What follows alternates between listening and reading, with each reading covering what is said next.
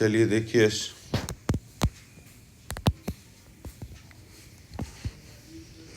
Model set third दिया जा रहा है शॉर्ट क्वेश्चन का। संभावित प्रश्न है 2025 में। सभी स्टूडेंट से गुजारिश है कि पढ़ें और याद करने का प्रयास करें, और ये जो सभी प्रश्न हैं संभावित प्रश्न है, पूरा याद करें। चलिए, पहला क्वेश्चन है विशिष्ट चालकत्व स्पेसिफिक कंडक्टेंस को परिभाषित करें। विशिष्ट प्रतिरोध के प्रतिलोम को ही स्पेसिफिक कंडक्टेंस कहते हैं।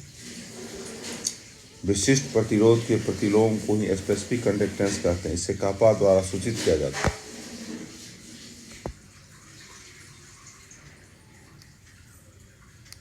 कापा बराबर 1/p। इसका यूनिट होता है पर ओम पर मीटर होता है। इक्विवेलेंट कंडक्टेंस को परिभाषित करें। तुल्यांकी चालकत्व किसी भी विद्युत अवघटक के एक तुल्यांकी भार के चालकत्व को ही तुल्यांकी चालकत्व कहते हैं। इसे लैम्डा द्वारा सूचित किया जाता है। लैम्डा बराबर कापा इंटू भी। मोलर कंडक्टेंस, मोलर चालकत्व को परिभाषित करें। किसी भी विद्युत अवघटक की क्रिया में विशिष्ट चालकत्व एवं मोलर आयतन के गुणनफल को ही मोलर चालकत्व कहते हैं। इसे म्यू द्वारा सूचित किया जाता है। मोलर कंडक्टेंस बराबर specific conductance into molar volume. Mu बराबर कापा इंटू 1000/cm। इसकी इकाई पर ओम मीटर स्क्वायर पर मोल होता है। सेल कांस्टेंट को परिभाषित करें। किसी विद्युत अवघटक की क्रिया में छड़ की लंबाई का समानुपाती एवं अनुप्रस्थ परिच्छेद के क्षेत्रफल के व्युत्क्रमानुपाती को ही सेल कांस्टेंट कहते हैं। इसे x द्वारा सूचित किया जाता है। सेल कांस्टेंट x बराबर L/A। कॉलर्स का नियम क्या है?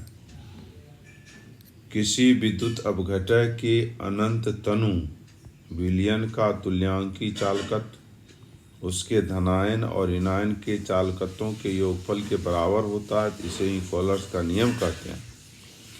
लैम्डा इन्फिनाइट बराबर lambda positive and lambda negative. Daniell cell को परिभाषित करें। वैसा सेल जिसमें रासायनिक ऊर्जा विद्युत ऊर्जा में परिणत हो जाता है, इसे ही डेनियल सेल कहते हैं। डेनियल सेल में 2 इलेक्ट्रोड होता है। इस सेल को गैल्वेनिक सेल या वोल्टा सेल भी कहते हैं। मानक हाइड्रोजन इलेक्ट्रोड विभव क्या है? वैसा इलेक्ट्रोड जिससे किसी भी अर्ध इलेक्ट्रोड का विभव ज्ञात किया जाता है, इसे ही मानक हाइड्रोजन इलेक्ट्रोड कहते हैं। इसे C द्वारा सूचित किया जाता है। इसका विद्युत वाहक बल 0 होता है। नर्स्ट समीकरण को परिभाषित करें। किसी भी अर्ध इलेक्ट्रोड या सेल इलेक्ट्रोड का विद्युत वाहक बल ज्ञात करने के लिए समीकरण दिया गया। इस समीकरण को नर्स्ट समीकरण कहते हैं। अभिक्रिया का वेग को परिभाषित करें। रेट ऑफ रिएक्शन किसे कहते हैं? इकाई समय में प्रतिकारक पदार्थ की सांद्रता परिवर्तन के दर को ही अभिक्रिया का वेग कहते हैं। माना कि कोई प्रतिकारक है, B कोई प्रतिफल है। प्रतिकारक पदार्थ का प्रारंभिक सांद्रता x मोल पर लीटर है। प्रोडक्ट का 0 हो जाएगा। t सेकेंड के बाद इसकी सांद्रता घट जाएगी, इसकी सांद्रता बढ़ जाएगी। इसलिए रेट ऑफ रिएक्शन बराबर change in concentration by time dx/dt। अभिक्रिया की कोटि को परिभाषित करें। अभिक्रिया के दर में प्रयुक्त सांद्रता के घातों के योगफल को ही अभिक्रिया की कोटि कहते हैं। Reactant A product B। Rate of reaction समानुपाती कंसंट्रेशन A। इससे कंसंट्रेशन A का घात 1, order of reaction 1, first order of reaction.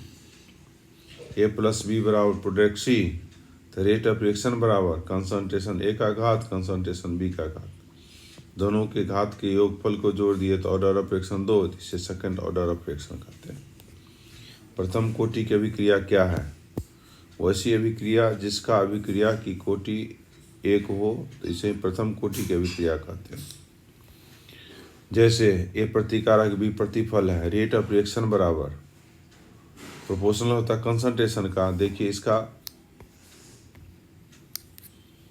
इसका घात 1 है तो ऑर्डर ऑफ रिएक्शन 1, ऐसे अभिक्रिया को कहते हैं फर्स्ट ऑर्डर ऑफ रिएक्शन। आणविकता को परिभाषित करें। किसी भी अभिक्रिया में प्रतिकारक पदार्थों की अणुओं की संख्या अणुओं के कुल संख्या के योगफल को ही आणविकता कहते हैं। जैसे A प्रतिकारक B प्रतिफल है, number of mole of reactant, reactant में प्रतिकारक पदार्थ का एक अणु है इसलिए इसका मोलकता 1 होगा, ऐसे अभिक्रिया को कहते हैं यूनिमोलिकुलर रिएक्शन। दूसरा उदाहरण देखिए, A और B है तो आणविकता रिएक्टेंट का हो गया 1 और 1 2, ऐसे अभिक्रिया का आणविकता 2 और इसको बायोमोलिकुलर रिएक्शन कहते हैं। शून्य कोटि की अभिक्रिया क्या है? वैसी अभिक्रिया जिसका अभिक्रिया की कोटि 0 हो इसे ही शून्य कोटि की अभिक्रिया कहते हैं। जैसे सनलाइट में होने वाली जितनी अभिक्रिया है, देखिए मीथेन की अभिक्रिया सनलाइट में करते हैं, ये शून्य कोटि की अभिक्रिया। हाइड्रोजन और क्लोरीन का मिश्रण का अभिक्रिया करते हैं, ये शून्य कोटि की अभिक्रिया है। छद्म कोटि की अभिक्रिया को परिभाषित करें। वैसी अभिक्रिया जिसका अनुमानित अभिक्रिया की कोटि एवं प्रायोगिक अभिक्रिया की कोटि में भिन्नता हो तो इसे ही छद्म कोटि की अभिक्रिया कहते हैं। अर्ध जीवन काल को परिभाषित करें। किसी भी रासायनिक अभिक्रिया में प्रतिकारक पदार्थों के आधा होने में जो समय लगता है इसे ही अर्ध जीवन काल कहते हैं। इसे टी हाफ द्वारा सूचित किया जाता है। माना कि ये कोई प्रतिकारक है, B प्रतिफल है, A प्रतिकारक पदार्थ की मात्रा x, ठीक, एक अर्ध जीवन काल के बाद इसका x का मात्रा क्या हो जाएगा? A/2, आधा हो गया। आधा होने में जो समय लगता है इसी को अर्ध जीवन काल कहते हैं। देहली ऊर्जा एवं सक्रिय ऊर्जा को परिभाषित करें। अणुओं के बीच टक्कर होने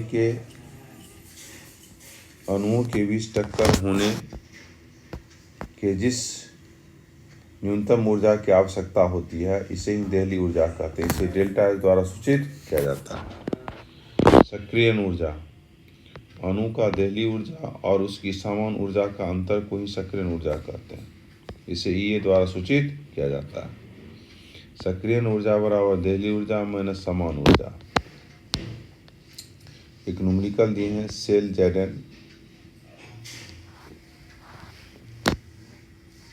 और एक्वस विलियन, ये आगर साल्वेज, सिल्वर, ये जिंक का इलेक्ट्रोड है, ये सिल्वर का इलेक्ट्रोड है। इसका विद्युत वाहक बल का मान ज्ञात करें।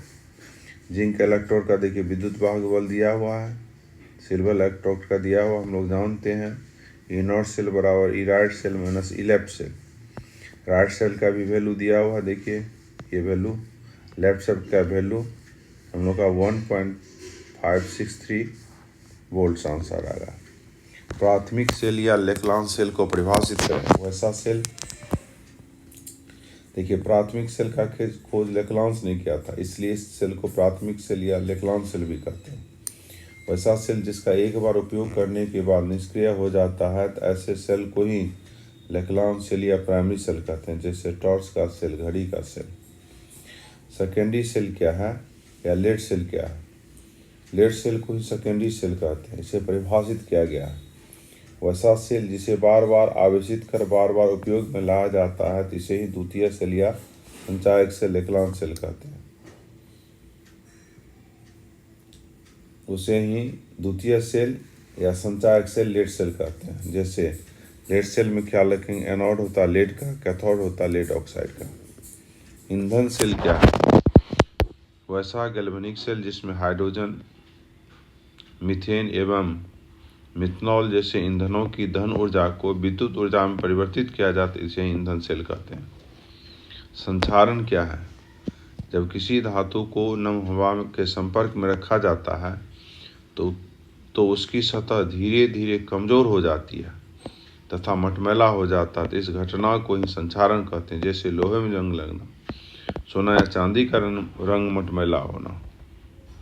गिब्स एनर्जी या गिब्स स्वतंत्र एनर्जी को परिभाषित करें। स्वतंत्र ऊर्जा के बारे में गिब्स नामक वैज्ञानिक ने बतलाया था, जिसे गिब्स एनर्जी या गिब्स फ्री एनर्जी कहते हैं। इसे इस प्रकार परिभाषित किया गया: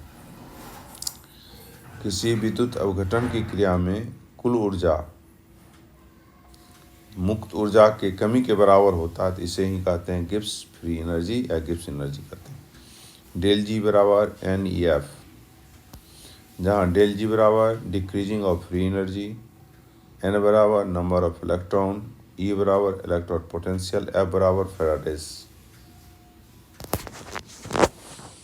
देखिए बच्चे लोग, सभी स्टूडेंट से आप लोगों से गुजारिश है, ये वीडियो नंबर 3 दिया गया, बहुत ही इम्पोर्टेंट है। सभी पढ़ें, लाइक भी करें, सब्सक्राइब भी करें और कोशिश करें वीडियो से लाभ उठाने का। हाई से हाई मार्क्स उठाना हो, ये वीडियो को अवश्य पढ़ें।